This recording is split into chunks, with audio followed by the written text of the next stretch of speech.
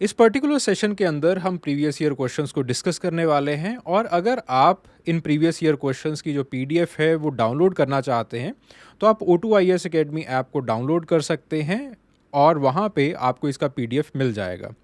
मैं step by step आपको guide कर देता हूँ that how you can download those PDFs. So जब आप O2IAS Academy ऐप डाउनलोड करेंगे, this is the interface of the app. वहाँ पे आपको स्टोर सेक्शन के अंदर जाना है। स्टोर सेक्शन में आपको बेसिकली ये कोर्स मिलेगा, anthropology answer writing UPSC mains 2024 course. इस कोर्स के ऊपर आपको क्लिक करना है। वहाँ पे आपको कंटेंट सेक्शन के अंदर जाना है। You will be opening the overview section. यहाँ से भी आप जो फ्री रिसोर्स है वो डाउनलोड करना चाहते हैं, बट कंटेंट सेक्शन के अंदर जाइएगा। कंटेंट सेक्शन में आपको फ्री रिसोर्स ये फोल्डर जो है वो मिल जाएगा। जो भी यहाँ पे पढ़ाया जाता है उसका जो पीडीएफ है that is freely available hair. ठीक है, तो वहाँ पे आप जाके फ्री रिसोर्स सेक्शन के अंदर आप इस फाइल को जो है वो डाउनलोड कर सकते हैं। And in addition to that यहाँ पे आपको जो वर्कशीट्स हैं वो भी प्रोवाइड की जाती हैं। और अगर आप हमारे साथ आंसर राइटिंग करना चाहते हैं तो आप इन वर्कशीट्स के अंदर दिए गए जो सवाल हैं उन सवालों को मुझे लिख के भेज सकते हैं। I will evaluate those questions and मैं उनका एवेल्युएटेड सोल्यूशन जो है वो भी आपको उसी के साथ भेज दूंगा। एल्विन गॉफमैन का जो टोटल इंस्टीट्यूशंस का कंसेप्ट है, it is the part and parcel of the Chicago school of anthropology. और उसके साथ साथ इसको कई बार यूज़ भी किया जाता है मलिनोस्की को क्रिटिसाइज़ करने के लिए, या फिर मलिनोस्की के जो इंस्टीट्यूशन का कंसेप्ट है उसको क्रिटिसाइज़ करने के लिए। देखो इस चीज़ को थोड़ा सा समझते हैं। मलिनोस्की ने क्या कहा है दैट जो कल्चर बनती है, कल्चर के अंदर there is a intricate web of different institutions. जैसे फॉर एग्जाम्पल आप अपना बचपन याद कीजिए। बचपन के अंदर क्या हुआ करता था दैट देयर वॉज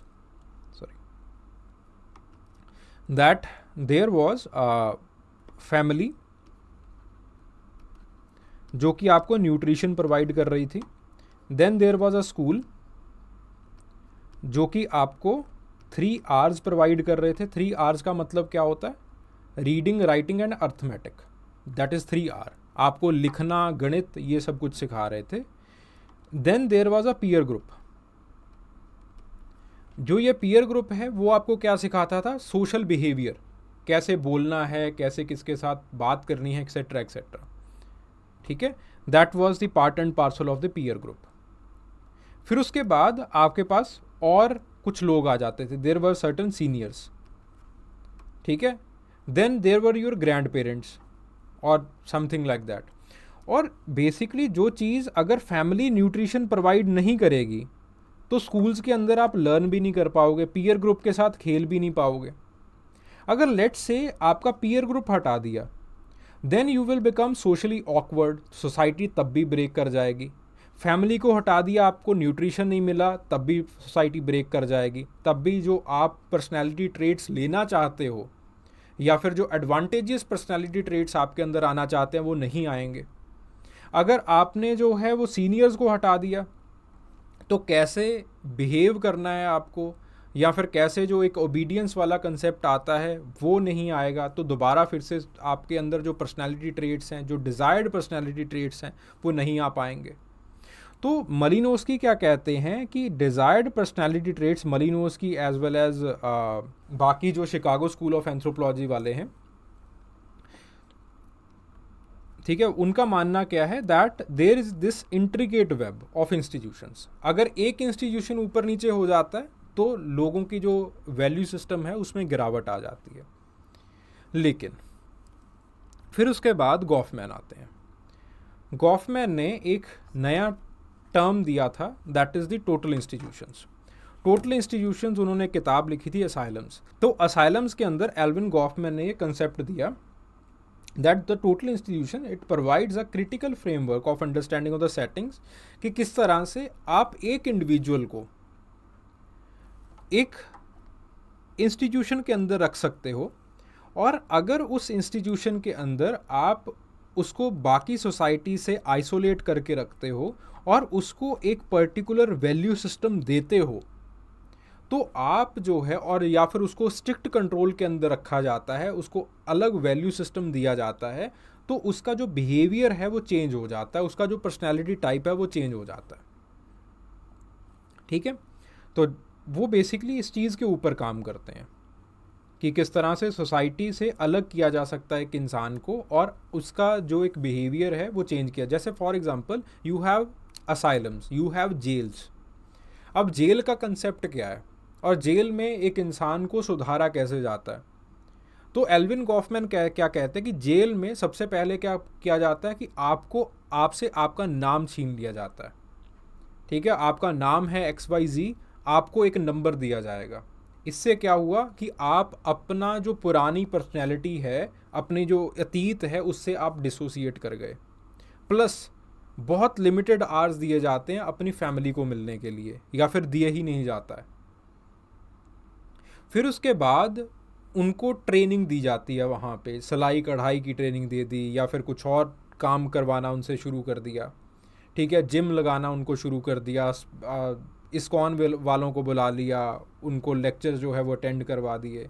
ठीक है, तो इस तरह से बेसिकली उन्होंने क्या किया कि हमने सामने वाले को आइसोलेट करके अपने जो डिज़ायर्ड पर्सनालिटी ट्रेट्स हैं वो देने शुरू कर दिए।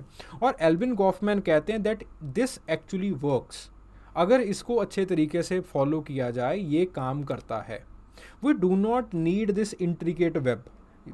ज़रूरत तो खैर है सिंपल सोसाइटल सेटिंग्स के अंदर, लेकिन अगर इसके अंदर कोई दिक्कत आ जाती है तो हम टोटल इंस्टीट्यूशंस बना सकते हैं।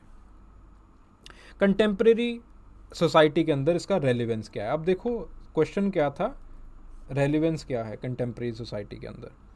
ठीक है, प्रिजन्स के अंदर जो है वो आपके पास एंजेला डेविस ने काम किया। प्रिजन्स जो है वो टोटल इंस्टीट्यूशन का एक एपिटोम है कि आपके पास जो है वो किस तरह से लोगों को आइसोलेट किया जाता है सोसाइटी से, और डिज़ायर्ड जो रोल्स हैं वो उनको दिए जाते हैं। जैसे फॉर एग्जांपल लेकिन उसका एक क्रिटिसिज्म भी है, मैं साथ के साथ उसके क्रिटिसिज्म भी मैंने लिखे हैं। ठीक है, जो फर्दर वर्क्स हैं उनके।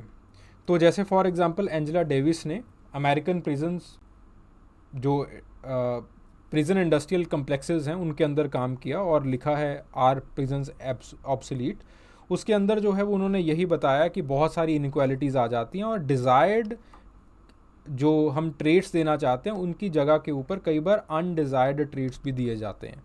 जैसे फॉर एग्जांपल इंडियन प्रिजन्स के अंदर अक्सर हम देखते हैं कि जब किसी अपराधी को डाल दिया जाता है तो वो अपराधी जो है वो सुधरता नहीं है और ज़्यादा ख़राब होकर निकलता है, उसका नेटवर्क बन जाता है। ठीक है, we saw it in the case of Lawrence Bishnoi etcetera etcetera.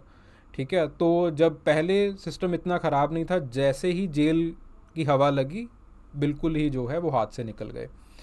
Then उसके बाद mental health institutions, again this is the type of the total institutions. Goffman जो है वो उन्होंने काम किया था into the Saint Elizabeth hospital, और उन्होंने इस चीज़ अगेन ही also wrote the testaments to the adverse effects कि जब आपके पास एक इंसान को इंस्टीट्यूशनल कन्फाइनमेंट के अंदर रखा जाता है तो कई बार वो इंसान जो है वो डिज़ायर्ड तरीके से बिहेव नहीं करता है। ठीक है, तो वो सारी चीज़ें जो है वो ख़राब भी कर जाती हैं। देन उसके बाद military boot camps, again they are the total institutions.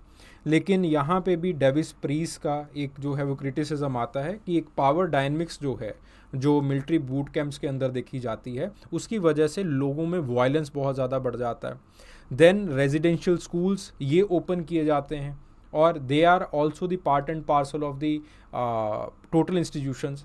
Canada के अंदर इंडियन रेजिडेंशियल स्कूल्स को ओपन किया गया था, इंडियन हमारे वाले इंडियंस के लिए नहीं, उन वाले इंडियंस के लिए। ठीक है, अमेरिकन इंडियंस के लिए, कि उनको हम असिमिलेट करेंगे अपने वैल्यू सिस्टम के अंदर। ठीक है, सो उन्होंने इस चीज़ के ऊपर काम किया है। सम of them they got assimilated, उन्होंने कैनेडियन वैल्यू सिस्टम को अडॉप्ट किया है, बट इसका क्रिटिसिज्म भी बहुत ज़्यादा हुआ है। ठीक है, जैसे फॉर एग्जांपल वेलद राम ने जो है वो क्रिटिसाइज़ किया इसी चीज़ को कि आपके पास जो है वो इसके इंडिजिनस कम्युनिटीज़ के ऊपर बहुत हानिकारक इम्पैक्ट हैं, उनकी जो पूरी की पूरी आइडेंटिटी है वो चली जाती है। और जो बच्चे अडॉप्ट कर भी जाते हैं उनको लाइफ टाइम आइडेंटिटी क्राइसिस रहता है कि मैं हूँ आखिरकार कौन, क्योंकि दिखने में उनका जो रंग है वो सफ़ेद रहता है, काला रहता है, लेकिन they are adopting to the American value systems और द कनेडियन वैल्यू सिस्टम्स, तो जिसकी वजह से एक आइडेंटिटी क्राइसिस रहता है। ठीक है, जो रीसेंट केस स्टडीज़ हैं दैट इज़ कि यूएस प्रिजन के अराउंड हम देख सकते हैं, और ख़ास करके जो कोविड पेंडेमिक के दौरान जो नर्सिंग होम्स के को सेंटर्स बनाया गया था, आइसोलेटेड सेंटर्स बनाया गया था, उनके अंदर भी जो है वो हम देख सकते हैं। ठीक है, तो इस चीज़ को फिर हमने जो है कंक्लूड कर दिया that Goffman's insight into the total institution, ये जो है वो मॉडर्न इंस्टीट्यूशनल डायनमिक्स के लिए एक बहुत अच्छा लेंस है कि किस तरह से इंस्टीट्यूशनल अकाउंटेबिलिटी, सोसाइटल वेलबींग, ये सारी चीज़ें और इंडिविजुअल राइट्स जो है वो इकट्ठा काम करते हैं, तभी जाके एक संस्थान, अगर आप ऐसा एक संस्थान आर्टिफिशियली कंस्ट्रक्ट करना चाहते हो तो ऐसे संस्थान काम कर सकते हैं। ठीक है students, I hope that you enjoyed the discussion. अगर आपका कोई भी डाउट होता है, कोई भी क्वेरी होती है regarding what we have just discussed in the previous year question, तो आप कमेंट सेक्शन के अंदर अपनी क्वेरी, अपना जो भी डिस्कशन है, जो भी डाउट है, वो आप मेरे साथ शेयर कर सकते हैं, and for sure I will revert back. Thank you.